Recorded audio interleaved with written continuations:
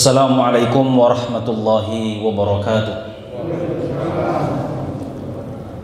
Innal hamdalillah nahmaduhu wa nasta'inuhu wa nastaghfiruh wa natubu ilaihi wa na'udzu billahi min shururi anfusina wa min sayyiati a'malina. Innahu man yahdihillahu fala mudilla lahu wa may yudlil fala hadiyalah. Asyhadu an la ilaha illallah wahdahu la syarika lah wa asyhadu anna Muhammadan abduhu wa rasuluh wa habibuhu wa safiyuhu wa khaliluh.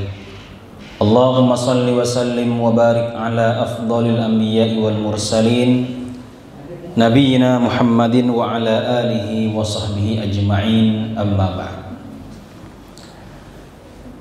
Bapak Ibu jamaah salat maghrib yang saya hormati dan yang saya banggakan, pertama-tama marilah kita bersyukur kepada Allah atas segala limpahan rahmat dan curahan nikmat yang Allah limpahkan kepada kita, sehingga sampai malam hari ini kita masih diberikan nikmat sehat, nikmat iman. Mudah-mudahan kita terus diberikan kekuatan, kesehatan. Mudah-mudahan kita senantiasa terhindar dari berbagai macam wabah dan musibah. Salawat dan salam senantiasa kita haturkan kepada junjungan kita Nabi Muhammad sallallahu alaihi wasallam, kepada keluarga, sahabat dan orang-orang yang mencintai beliau. Bapak Ibu para hadirin sekalian yang saya hormati dan yang saya banggakan, kita akan melanjutkan tadabbur Al-Qur'an kita. Sebagaimana yang telah kita sepakati, kita akan membaca, mentadabburi juz amma atau surat juz terakhir daripada dalam Al-Quran, yaitu juz 30,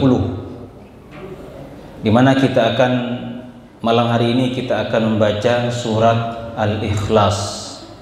Nah, ini surat yang sering kita baca, ya. Maka juz amma itu isinya surat-surat pendek. Dalam ilmu tafsir disebut dengan surat mufassal. Mufassal itu yang terpisah-pisah, yang terputus, tidak termasuk yang tiwal atau yang panjang, atau disebut juga dengan istilah surat-surat mi'in atau ma'in. Artinya surat yang ayatnya itu ada ratusan. Al-Baqarah ya 200 berapa itu ayatnya, kemudian Al-Baqarah, kemudian Ali Imran ya, kemudian An-Nisa dan seterusnya. Itu termasuk ayat-ayat yang ratusan. Sedangkan juz amma ya, itu namanya surat mufassal, di mana kandungan isinya berisi tentang ketuhanan, berisi tentang ancaman hari akhir. Karena apa? Karena ini untuk memudahkan menyampaikan pesan kepada orang-orang kafir Quraisy.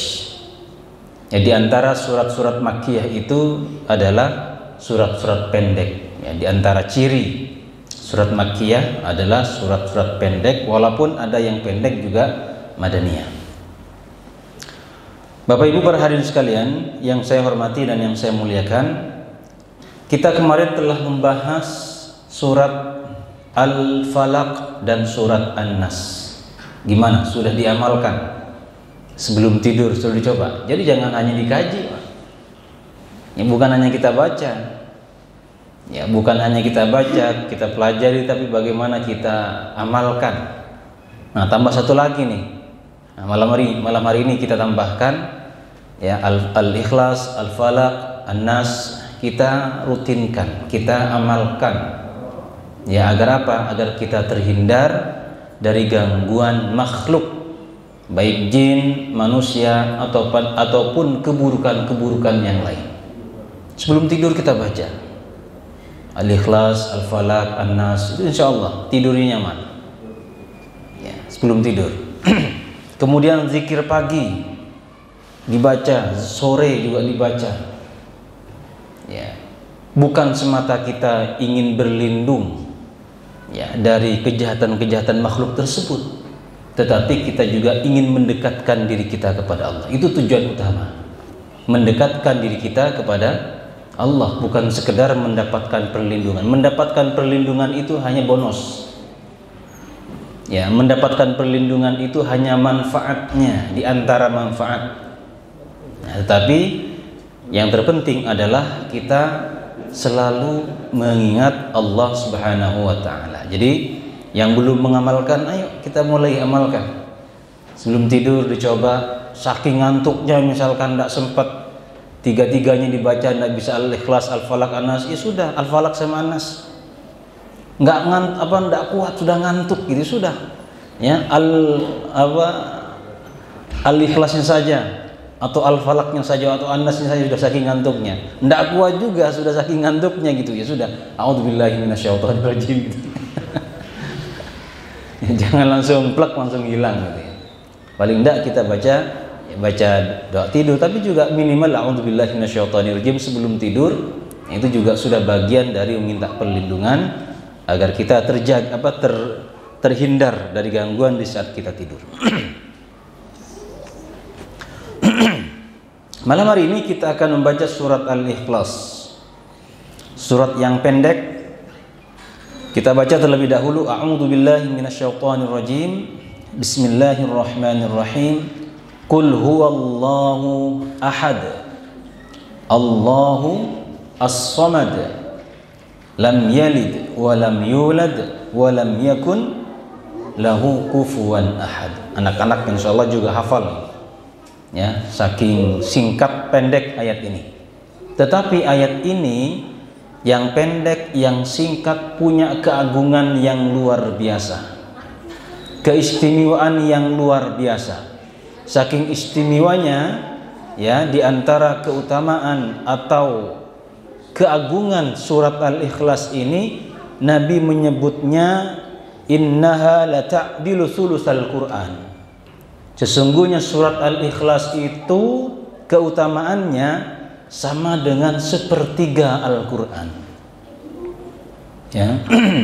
Sama dengan sepertiga Al-Quran. Keutamaannya, kemuliaannya, keagungannya itu sama dengan sepertiga Al-Quran. Artinya kalau Bapak Ibu membaca surat ini 3 kali berarti sama dengan hatam. Tapi jangan dipahami bahwa ini hatam, bukan. Misalkan kita ditugasi suruh hatamkan Al-Quran gitu ya, baca saja ini 3 kali gitu, enggak ya, bukan begitu maksudnya. Tapi maksudnya itu kandungannya ya. Jadi walaupun kita sudah baca 3 kali ini bukan berarti kita sama dalam arti kita sama dengan membaca begitu, tapi keutamaannya, pahalanya. Ya, kenapa sama dengan kandungan kenapa sama dengan sepertiga Al-Qur'an? Karena Al-Qur'an itu disebutkan oleh di antara oleh ulama tafsir, disebutkan juga dalam Al-Qurtubi, ya, kitab kita ini yang kita baca ini, bahwa Al-Quran itu ya secara mujmal, secara global, kandungannya itu kan pertama tentang hukum, ya, kemudian tentang tentang ancaman, wa'ad dan wa'id, ya, kemudian tentang asma dan sifat, nama dan sifat Allah. Nah, tiga-tiganya ini terkandung dalam surat Al-Ikhlas. Jadi Al-Quran itu kan isinya apa? Tentang hukum, tentang wa'ad dan wa'id. Wa'adun, ancaman, baik itu berupa kisah kan tujuannya nanti memberikan ancaman, memberikan kabar gembira ya. Apalagi dalam Al-Quran banyak ancaman, kabar gembira melalui kisah. Kemudian tentang asma dan sifat tentang nama-nama Allah Subhanahu wa ta'ala. Sehingga karena 3 ini terkandung dalam satu surat, yaitu surat Al-Ikhlas, maka ya, jadilah surat ini sebagai termasuk surat yang keutamaannya sama dengan sepertiga Al-Quran. Ya, jadi jangan memahami kalau sudah baca 3 kali ini sudah hatam Al-Quran. Nah, hanya keutamaannya, ya, hanya fadilahnya sama dengan sepertiga Al-Quran. Bapak Ibu jamaah hadirin sekalian yang saya hormati dan yang saya muliakan, kemudian surat Al-Ikhlas. Kenapa dinamakan surat Al-Ikhlas? Biasanya nama-nama surat itu diambil dari bunyi ayatnya, kan begitu ya.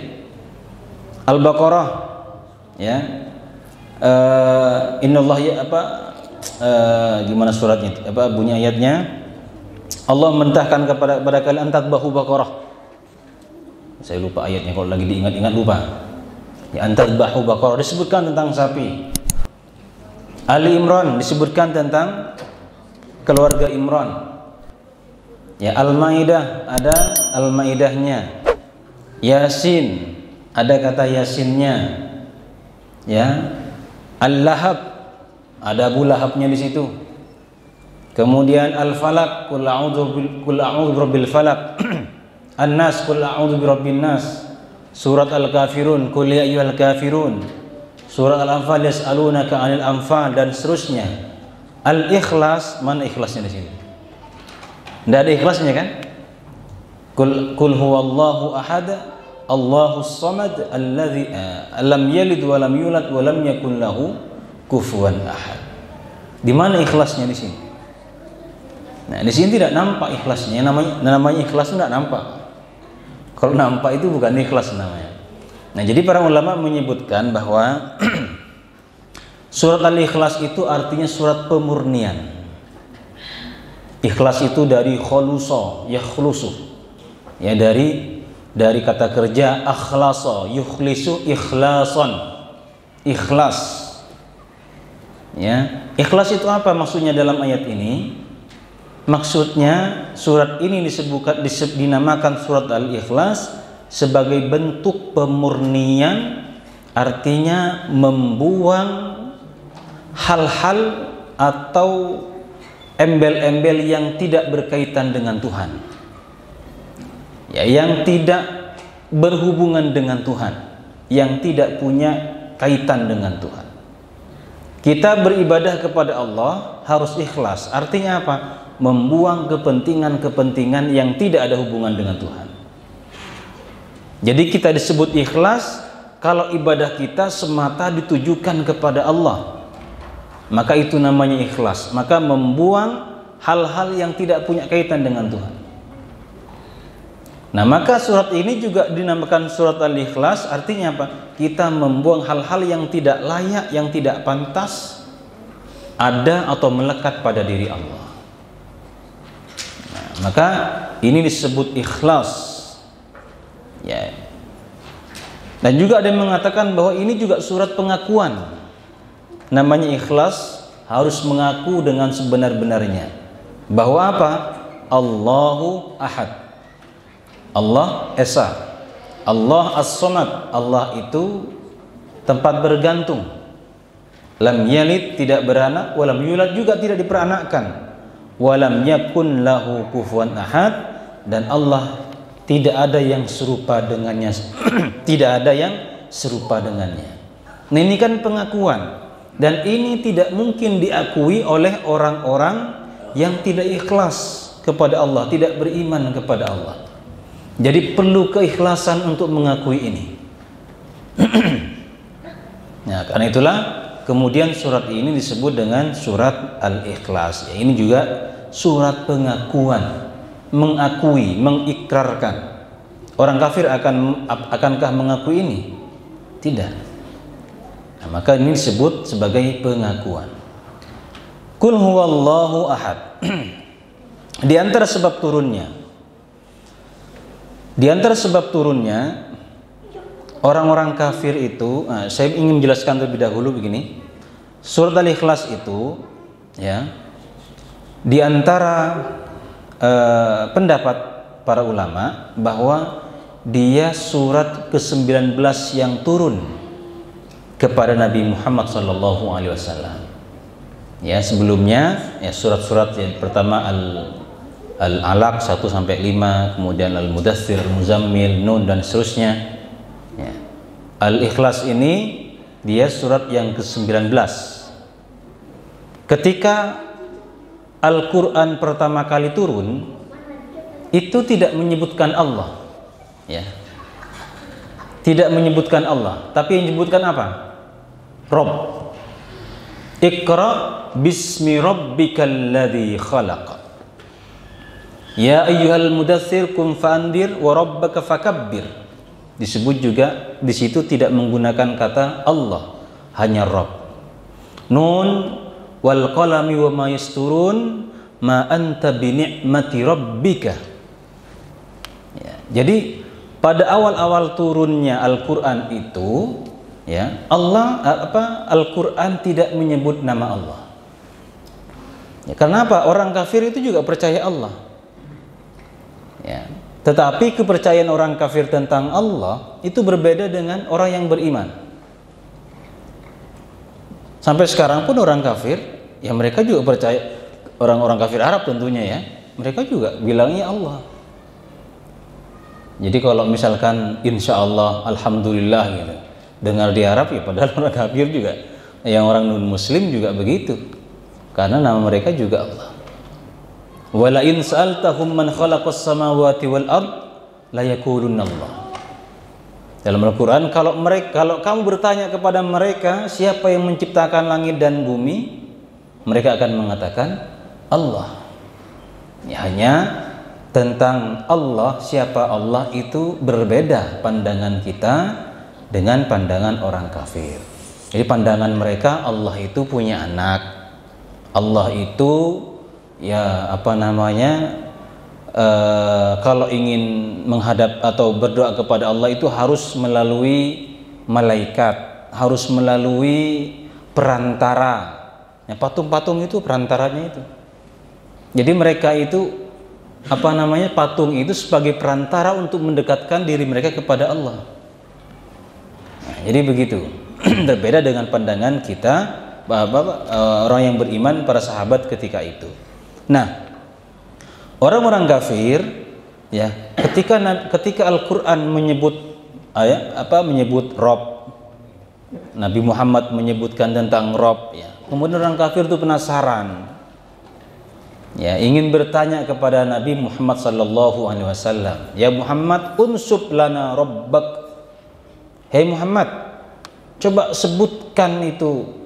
Ada yang mengatakan sifatnya, bahkan ada yang mengatakan asal usulnya, keturunan siapa gitu ya. Bagaimana anaknya lah gitu dan seterusnya. Karena mereka menganggap Tuhan ya punya anak, ya. Sifatnya bagaimana? Coba sebutkan kepada kami, jelaskan kepada kami, ya, Tuhanmu itu bagaimana, Rabbmu itu bagaimana. Nah, jadi surat Al-Ikhlas ini adalah satu surat yang menggambarkan kepada kita tentang Allah. Ya, jadi kalau kita ditanya oleh orang yang ingin masuk Islam, orang yang ingin belajar tentang Islam, ditanya, Allah itu gimana sih? Siapa sih Allah itu? Ya, ditanya kita tentang Allah, maka bacakan ini, Qul huwallahu ahad, Allahus samad, lam yalid wa lam yulad wa lam yakun lahu kufuwan ahad. Maka ini sudah menjadi kriteria ketuhanan dalam agama kita, dalam Islam. Bahkan kriteria Tuhan ya, kalau ingin disebut Tuhan ya harus dengan pengertian seperti ini ya. Ya, maka disebut dengan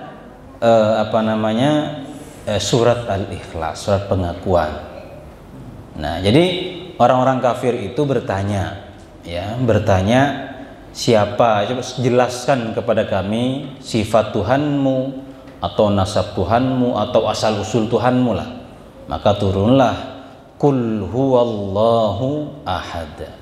Katakanlah huwa, dia di sini ya kembali kepada pertanyaan orang-orang kafir tadi, siapa Rabbmu? Berarti kembali kepada Rabb. Ya, dia Rabb itu Allahu ahad. Allah kita mengartikannya sebagai ahad, yang tunggal, yang esa. Nah, baru kemudian orang kafir itu berpikir, oh jadi Tuhannya Muhammad ini Allah itu esa, tunggal, Dia yang satu dan tidak ada duanya. Kalau satu masih ada duanya, ya bukan Allah berarti, bahkan bukan Tuhan, ya. Kemudian Allahus Samad, tempat bergantung, ya, tempat bergantung. Lam yalid wa lam yulad wa lam yakun lahu kufuwan ahad. Nah, inilah penjelasan, ya, penjelasan Al-Qur'an menjawab daripada pertanyaan orang-orang kafir. Jadi Al-Qur'an itu mungkin saya pernah menjelaskan, Al-Qur'an itu turun, ada yang turun dengan sebab yang khusus, ada yang turun dengan sebab yang secara umum. Yang sebab yang khusus seperti ini. Al-Qur'an menjawab tantangan atau pertanyaan orang-orang kafir. Ketika ada orang kafir bertanya, dijawab, turun Al-Qur'an. Al-Qur'an itu sudah siap itu. Sudah ada di Baitul Ma'mur, tinggal diturunkan kepada Nabi Muhammad. Ada yang diturunkan begitu saja tanpa ada yang bertanya, tanpa ada apa-apa, turun begitu. Ada yang terlebih dahulu ditanyakan baru turun. Nah, itu berangsur-angsur itu selama kurang lebih 23 tahun. Ya, selama kurang lebih 23 tahun sempurna Al-Qur'an. Ya. Nah, jadi ini menjadi jawaban kita kalau ada orang yang bertanya, siapa Tuhanmu? Siapa Allah? Ya, siapa Allah? Paling tidak dalam surat Al-Ikhlas ini tergambar bagi kita bahwa Tuhan itu punya 3 kriteria. Nah, dari surat Al-Ikhlas ini, ya, Tuhan itu memiliki 3 kriteria. Jadi kalau ada Tuhan yang sama dengan begini, ya berarti dia Tuhan itu. Benar itu, berarti ada selain Allah nanti itu. Ya. Allahu Ahad. Tuhan itu sesuatu yang unik. Tuhan itu tunggal, ya.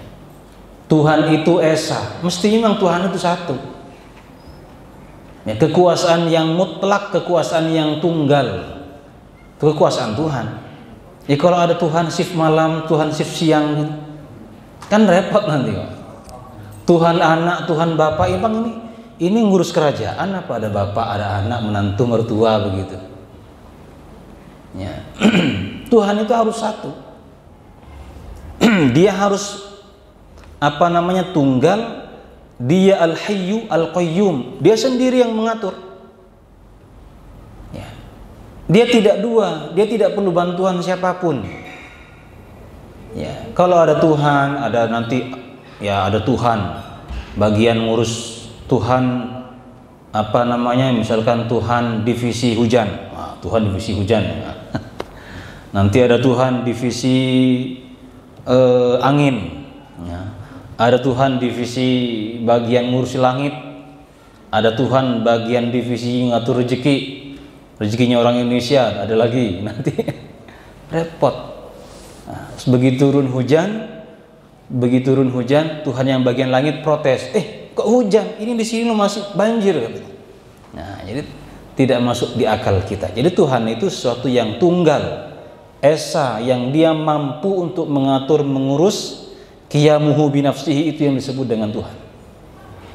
Dia tidak memerlukan siapapun, tidak membutuhkan siapapun, maka itu disebut Tuhan. Ya, dia tidak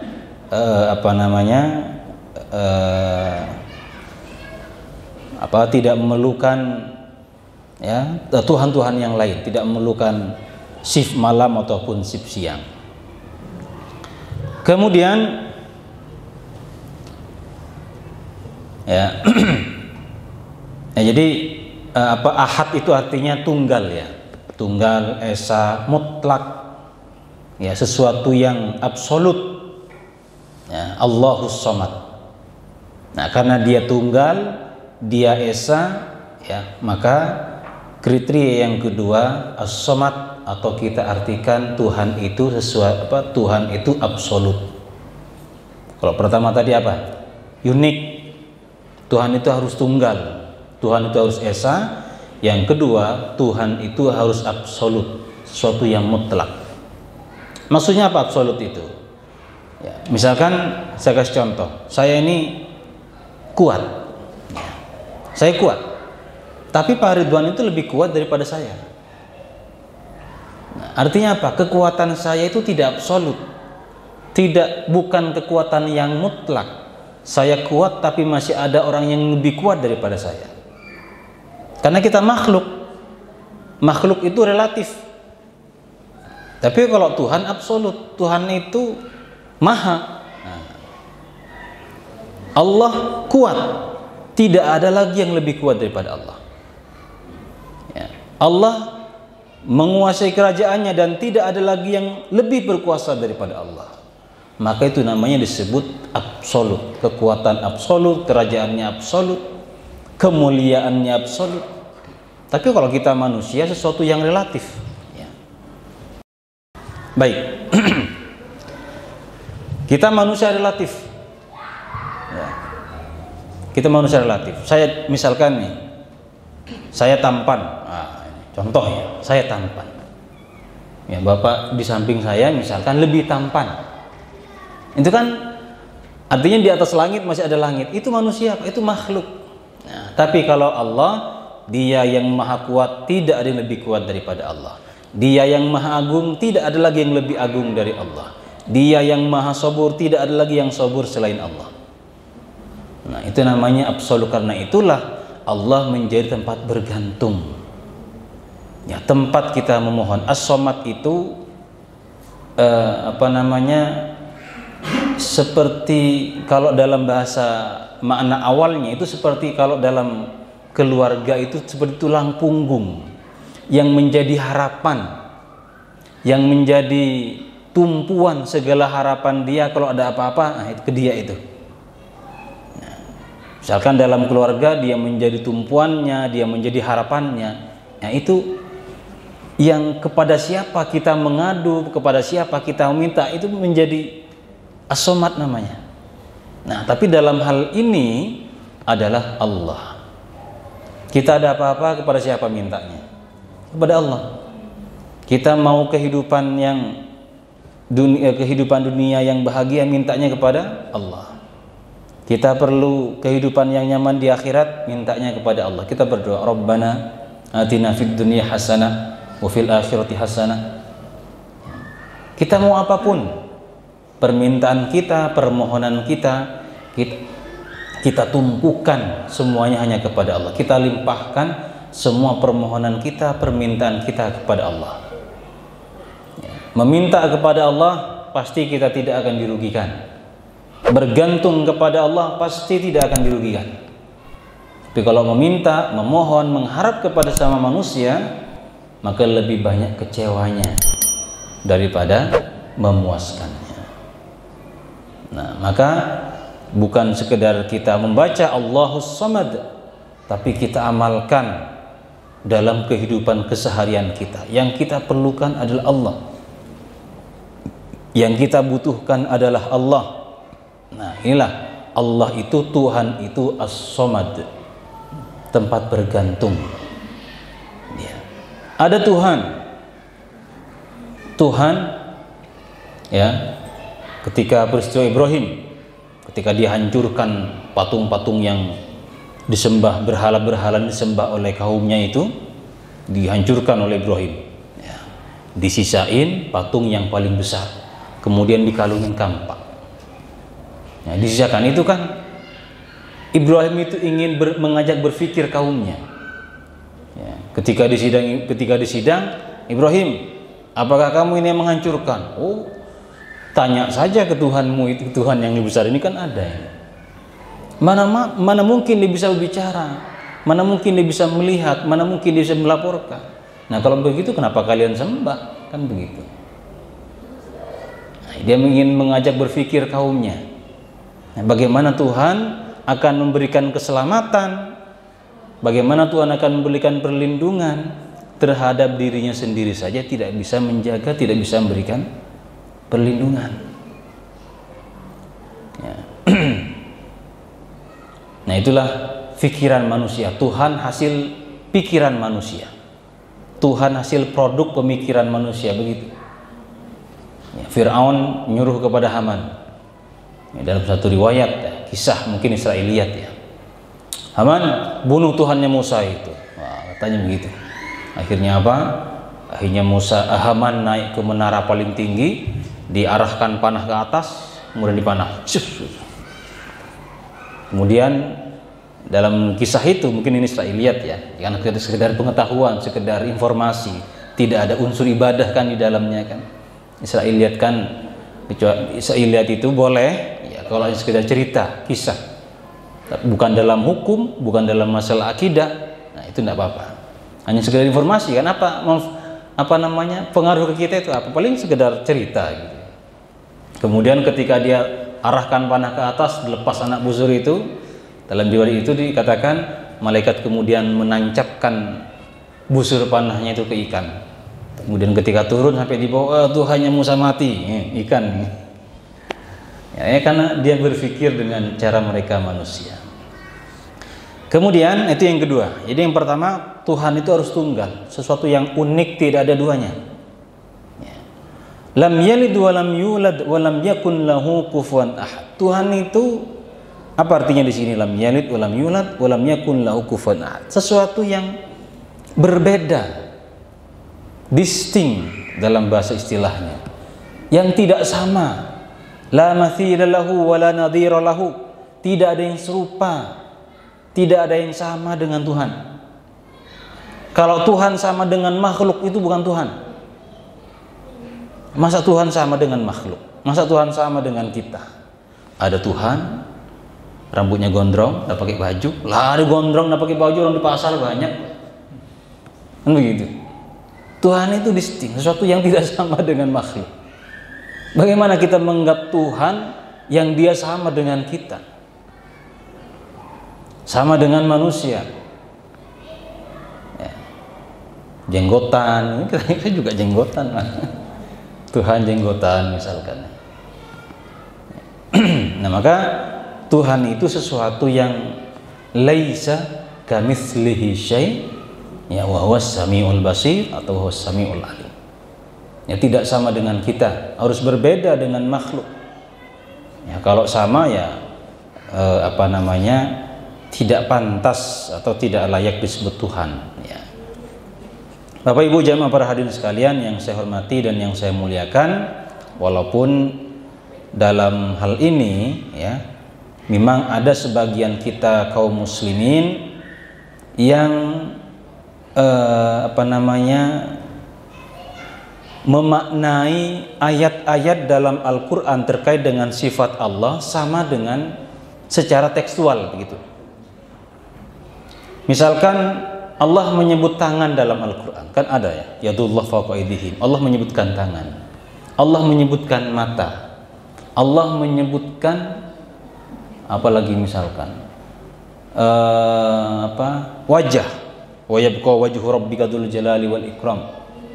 Misalkan dalam hadis Allah menunjukkan disebutkan Allah ada betis, sak. Ya Allah itu nanti diinjak itu. Neraka itu diinjak-injak, kemudian Allah bertanya hal min mazid, apa masih ada lagi tambahannya gitu. Itu disebutkan sak, nang betis. Atau disebutkan apalagi? Tersenyum misalkan. Ini kan terkait dengan sifat Allah. Ya, memang diantara kita sebagian kaum muslimin itu memaknai sebagaimana ayatnya. Ya sudah, kalau memang di situ Allah menyebutkan tangan, ya sudah kita menyebutkan sebagaimana Allah menyebutkan pada dirinya. Tetapi bagaimana tangannya, bagaimana bentuknya, ya Allah yang lebih tahu maknanya. Ada yang begitu. Ya. Ada yang tidak bisa, tidak mungkin Allah itu sama dengan makhluk, tidak mungkin Allah itu punya tangan ya. Maka tangan itu kita artikan sebagai al-qudrah, al-quwwah, kekuatan. Allah menyebutkan wa yabqa wajhu rabbika, wajah, tidak mungkin Allah punya wajah, maka diartikanlah di situ kekuasaannya, kerajaannya. Nah, tapi pada dasarnya dua-duanya pendapat ini mereka berangkat dari ayat laisa kamitslihi syai'. Jadi Allah tidak sama tidak serupa dengan siapapun. Ya, tapi ini kalau Bapak Ibu Bapak mengikuti tentang masalah ini, itu luar biasa perdebatan di antara kaum muslimin itu. Ya, antara masalah asma sifat ini luar biasa. Kita sepakatlah tentang masalah Allah itu yang menciptakan, Allah yang menghidupkan, mematikan, memberikan rezeki, Tuhan yang kita sembah, satu-satunya yang kita sembah, kita sepakat.